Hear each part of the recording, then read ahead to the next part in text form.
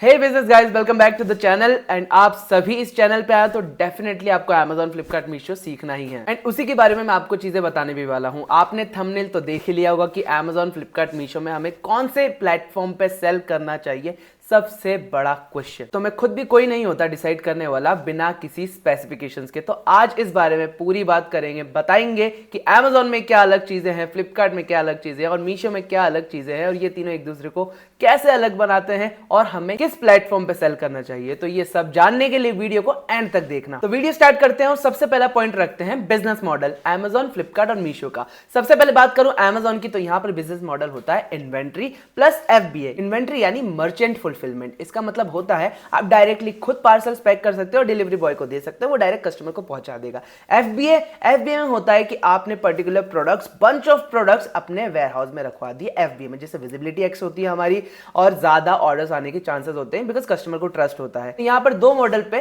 Amazon काम करता है। फ्लिपकार्ट की बात करूं तो फ्लिपकार्ट में भी सेम ही चीज है, वहां पर होता है सेम मर्चेंट फुलफिलमेंट और सेम होता है फ्लिपकार्ट के वेयरहाउस में रखवा सकते हो आप प्रोडक्ट। मीशो में अब तक ऐसा नहीं था, लेकिन अब मीशो में भी वेयरहाउसिंग की फैसिलिटी आने लग गई है, यानी आप वहां पर भी खुद भी सेल कर सकते हो और वेयरहाउस भी अपने प्रोडक्ट्स जो है डिस्पैच करवा सकते हो। लेकिन मैं आपको प्रेफर करूंगा वेयरहाउस सिर्फ Amazon का रखना, ना फ्लिपकार्ट का ना मीशो, दोनों बेकार है। अब बात करते हैं टारगेट कस्टमर्स की कि कैसे टारगेटेड कस्टमर्स आपको प्लेटफॉर्म पे मिलेंगे। Amazon की बात करूं तो यहां पर आपको मिलेंगे क्रीम लेयर ऑफ कस्टमर्स। यहां पे सबसे ज्यादा आपको प्रीपेड ऑर्डर्स देखने को मिलेंगे और जो नॉन प्रीपेड ऑर्डर्स है, COD ऑर्डर्स है, वो भी लगभग सारे फुलफिल हो जाते हैं। कुरियर रिटर्न्स कम, कस्टमर रिटर्न्स कम। वहीं बात करो फ्लिपकार्ट की तो एक लेवल Amazon से डिग्रेड हो जाता है। कस्टमर रिटर्न ज्यादा देखने को मिलेंगे, कुरियर रिटर्न्स भी ज्यादा देखने को मिलेंगे, प्रीपेड ऑर्डर्स थोड़े से कम देखने को मिलेंगे। यहीं बात करते हैं मीशो की, यहां पर आपको सबसे ज्यादा कस्टमर रिटर्न्स देखने को मिलेंगे, सबसे ज्यादा कुरियर रिटर्न देखने को मिलेंगे और सबसे ज्यादा स्कैम्स भी यहीं देखने को मिलेंगे। अब बात करते हैं कस्टमर ट्रस्ट लेवल की। Amazon की बात करूं तो मैं पर्सनली इसको कस्टमर ट्रस्ट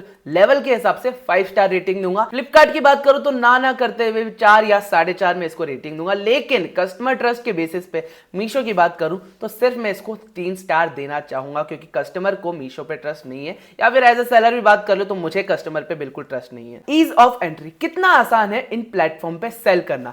Amazon की बात करूं तो मॉडरेट, थोड़ी सी आपको जो डॉक्यूमेंटेशन है वो ज्यादा देनी पड़ेगी। फिर आता है फ्लिपकार्ट, वहां पर भी मॉडरेट, जितना Amazon में डॉक्यूमेंटेशन वेरिफिकेशन होता है उतना ही। और मीशो बहुत इजी, कुछ भी नहीं चाहिए आपको, बस अकाउंट क्रिएशन करनी है, जो कि कोई बच्चा भी कर लेगा। GST रिक्वायरमेंट, Amazon में आपको GST की रिक्वायरमेंट रहेगी, विदाउट GST आप सेल नहीं कर सकते। फ्लिपकार्ट, यस, फ्लिपकार्ट में भी आपको GST रिक्वायरमेंट रहेगी, उसके बिना आप सेल नहीं कर सकते। मीशो में आप विदाउट GST सेल कर सकते हैं, लेकिन बहुत ही लिमिटेड। तो GST रिक्वायरमेंट इनडायरेक्टली थोड़ा सा मीशो में भी रहने वाली है, लेकिन विदाउट GST आप सेल कर सकते हो मीशो में। साथ ही साथ लोगों को क्वेश्चन होता है ट्रेडमार्क भी जरूरी है। ट्रेडमार्क किसी भी प्लेटफॉर्म पे जरूरी नहीं है, लेकिन बिजनेस बढ़ाने के लिए आप ट्रेडमार्क ले सकते हैं। अब बात करते हैं फीस एंड कमीशन की पर प्लेटफॉर्म पे। अकाउंट रजिस्ट्रेशन फीस, Amazon की बात करूं तो अकाउंट बनाने के, क्रिएट करने के या रजिस्ट्रेशन के कोई चार्जेस नहीं लगते, 0 रुपये चार्जेस। अगर आप किसी थर्ड पार्टी से लगाते हो तो वो अपनी सर्विस चार्ज ऐड करके आपको दे सकता है, वरना अदरवाइज आप बिना किसी चार्ज पे किए अपना अकाउंट फ्री में बना सकते हो। फ्लिपकार्ट की बात करूं, वहां पे भी 0 चार्जेस है, कोई चार्जेस नहीं लगते। और जो मीशो हमारा बच्चा, उसमें भी आपको कोई चार्जेस नहीं देने पड़ते। चार्जेस देने कहां पड़ते हैं? जब आप Amazon का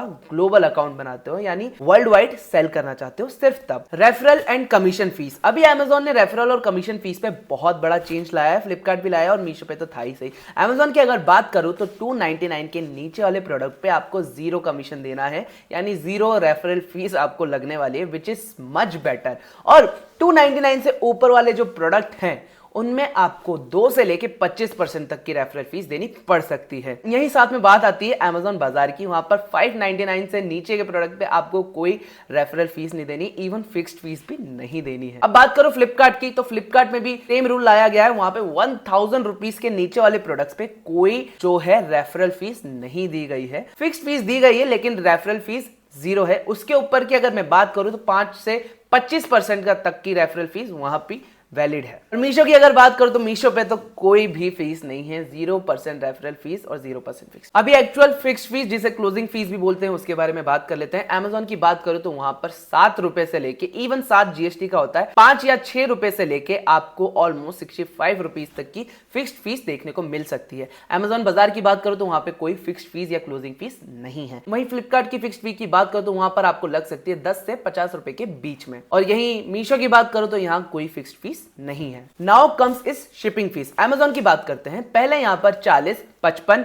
एंड 75 रुपीज से ज्यादा शिपिंग फीस रहती थी। ये होता था लोकल, जोनल और नेशनल रीजन के हिसाब से। लेकिन अब अमेजॉन ने फिक्स्ड फीस जो है शिपिंग की वो निकाल दी है, वो है 80 रुपीज। अब ये स्टेप लेवल के साथ डिक्रीज होती जाती है, यानी किसी अच्छा सेलर है तो उसको 80 रुपए मिलेगा, किसी और अच्छा सेलर है तो उसको 76 रुपीज मिलेगा, कोई और अच्छा सेलर है तो उसे 74 रुपीज भी देने पड़ सकते हैं। विद जीएसटी की बात कर रहा हूं मैं। अब बात करते हैं हम फ्लिपकार्ट की। यहां पर आपको 35 रुपीज से 110 रुपए की शिपिंग फीस देखने को मिल जाती है। थर्ड पार्टी से कराना आपकी मर्जी है, दोनों ही केसेस में, अमेजॉन या फ्लिपकार्ट। अब मीशो की बात करो तो मीशो में तो कोई शिपिंग फीस लगती ही नहीं है, यानी डिलीवरी पार्टनर आपसे प्रोडक्ट लेके चला जाएगा और मीशो डायरेक्टली आपसे शिपिंग फीस नहीं लेता, वो डायरेक्टली कस्टमर से लेता है शिपिंग फीस। आपको सिर्फ अपनी प्राइस डालनी है और आपकी सेटलमेंट डालना है कि आपको कितना सेटलमेंट बैंक में चाहिए। बाकी शिपिंग फीस मीशो खुद अपने कस्टमर्स को एक्स्ट्रा दिखा के लेता है। फिर भी इनकी most of the shipping fees रहती है 500 ग्राम के अंडर में 36 से लेके 90 रुपीज तक। फिर ऑफर्स लगा लूंगी कि किसी को 10 रुपए, 15 रुपए, 20 रुपए भी शिपिंग फीस लगती है, तो ये कंट्रोवर्शियल पॉइंट हो जाएगा, तो इसके बारे में बात नहीं करूंगा। अब बात आती है प्लेटफॉर्म फीस की, यानी मंथली हमें अमेजॉन में, फ्लिपकार्ट में, मीशो में पैसा देना पड़ता है एज अ सब्सक्रिप्शन,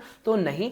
अमेजॉन में आपको 0 रुपीज देने पड़ते हैं, ये इसी में कमीशन में इंक्लूड है। फ्लिपकार्ट में भी कमीशन में इंक्लूड है, मीशो में भी 0 रुपीज लगते हैं। अब मैं बात करता हूं वेयर हाउसिंग फीस की। फॉर एग्जांपल अमेजॉन की अगर मैं बात करूं तो वहां पर एफबीए होता है, तो एफबीएस के चार्जेस होते हैं। यस, आपके घर से या आपके ऑफिस से लेके वेयर हाउस तक ले जाने तक का शिपिंग फीस जो लगती है वो आपको देनी पड़ती है। इसके अलावा यहाँ की closing fees normal closing merchant की क्लोजिंग से ज्यादा होती है, यानी फिक्स फीस यहाँ पर आपको ज्यादा पे करनी पड़ेगी और शिपिंग कम पे करनी पड़ेगी, जो डायरेक्ट कस्टमर वाली होती है। इसके अलावा पैकिंग के चार्जेस अलग लेंगे आपसे और स्टोरेज वेयर हाउसिंग के पर मंथ के, पर प्रोडक्ट के हिसाब से या आपकी जितनी भी स्पेस एक्वायर कर रही है उसके हिसाब से भी चार्जेस अलग लेंगे। फ्लिपकार्ट में भी सेम सीन है, बट उतना मैं आपको रिकमेंड करूंगा नहीं कि फ्लिपकार्ट की वेयर हाउसिंग आप लो। मीशो की बात करूं तो वहां तो बिल्कुल मतलब, और वहां का डिफरेंट मॉडल्स हैं, तो उसमें भी आप मान के चलिए कि वो वर्क नहीं करेगा, तो उसको बिल्कुल ही ड्रॉप आउट कर दीजिएगा। तो अभी तक हमने क्या सीखा?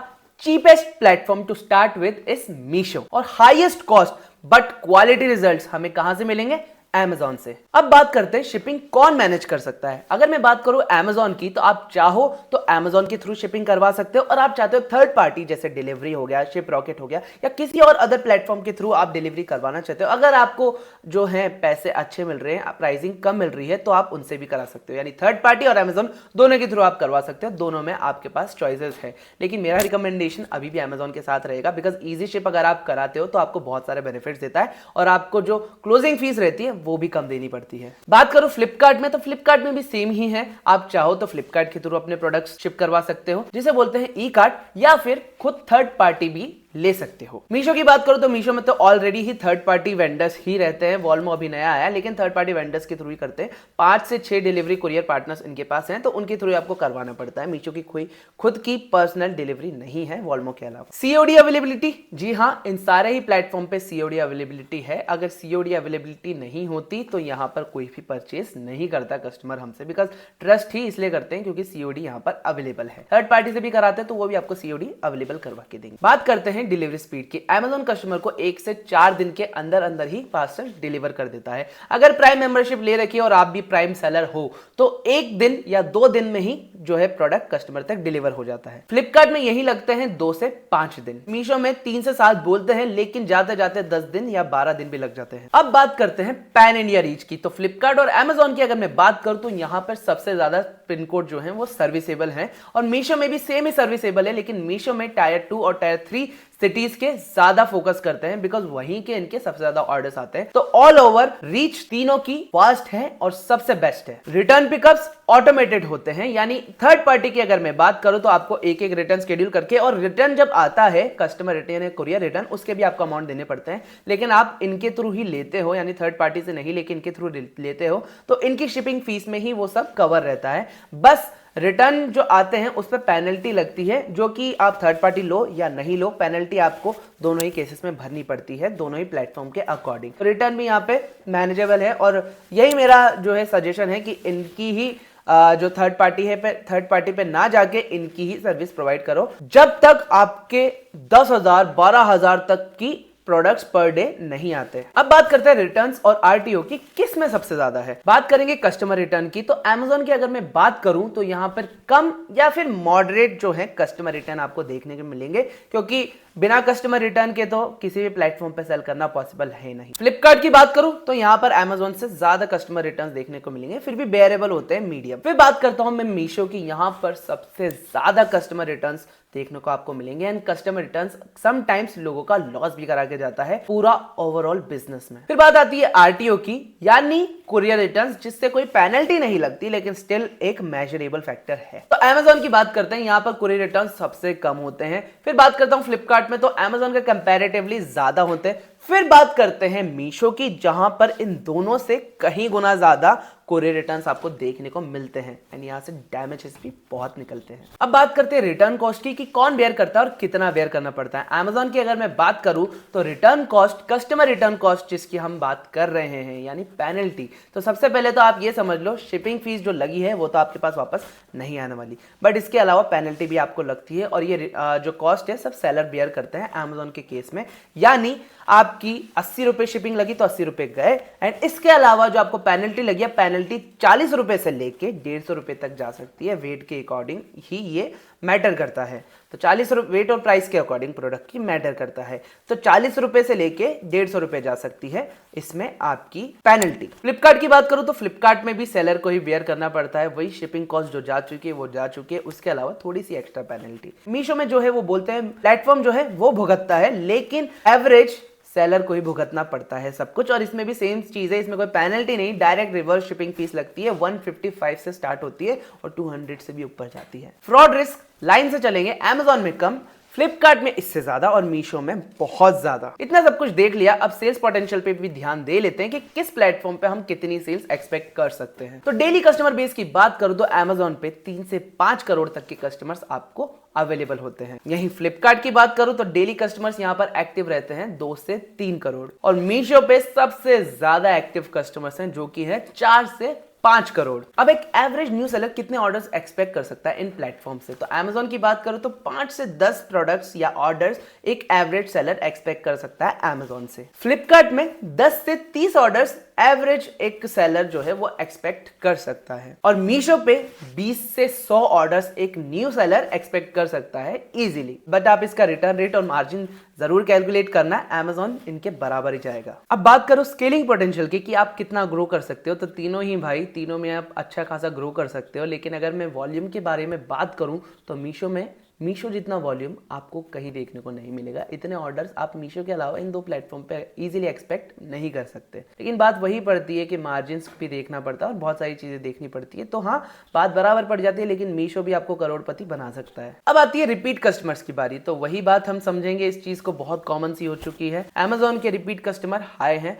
फिर उससे लो जाते हैं फ्लिपकार्ट के, फिर उससे भी लो और बहुत कम जाते हैं मीशो के। तो अब तक तो आपको पता लग गया होगा कि वैल्यूएबल कौन है। अगर आपको पता लग चुका है तो कमेंट जरूर करना। अब भाई 2 पॉइंट मैं आपको बिल्कुल शॉर्ट में बताऊंगा, Amazon is equals to brand value और Meesho is equals to pure volume game. अब बात करेंगे पेमेंट और कैश फ्लो की, जिसमें आता है पेमेंट साइकिल, और Amazon की बात करूं तो 7 से 14 दिन तक ये आपका पैसा रिजर्व रखता है। तो 7 से 14 दिन खत्म होने के बाद ही आपके पैसे को पैसा समझता है, बिकॉज रिटर्न्स और इन सब का सोच के रखता है कस्टमर 14 दिन तक रिटर्न करा सकता है और बहुत सारी पॉलिसीज, और 14 दिन खत्म होने के बाद वो पैसा आपका हो जाता है। लेकिन आपको पैसा कब मिलता है? हर 7 दिन में ये एक सेटलमेंट बना के आपको हर 7 दिन में आपका पैसा डिसबर्स करता है। और सेम चीज होती है फ्लिपकार्ट के साथ, 7 से 10 दिन का इसका टाइम पीरियड रहता है और हर 1-2 दिन में आपको पैसा देता है। मीशो में भी 7 दिन का टाइम रहता है और ये पैसा आपको हर दिन देता है। अब ये पेमेंट साइकिल का ना थोड़ा सा कॉम्प्लिकेटेड है, इसमें मैं सोच रहा हूं एक अलग से वीडियो बनाऊं। अब ट्रांसपेरेंसी और सेटलमेंट एक्यूरेसी की बात में करूं तो वो भी आप समझ सकते हो, क्वालिटी चीज हो गई। कैसे चलेगा? Amazon का सबसे अच्छा, फ्लिपकार्ट का इससे नीचे और मीशो का इन सबसे सबसे सबसे बेकार। अब बात कर लेते हैं कितना स्किल चाहिए एक प्लेटफॉर्म को ऑपरेट करने में। लिस्टिंग ऑप्टिमाइजेशन और लिस्टिंग क्रिएशन की अगर मैं बात करूं तो Amazon में एक्सट्रीम स्किल लेवल चाहिए। सिर्फ यूट्यूब वीडियोस देख के आपको काम नहीं चलेगा,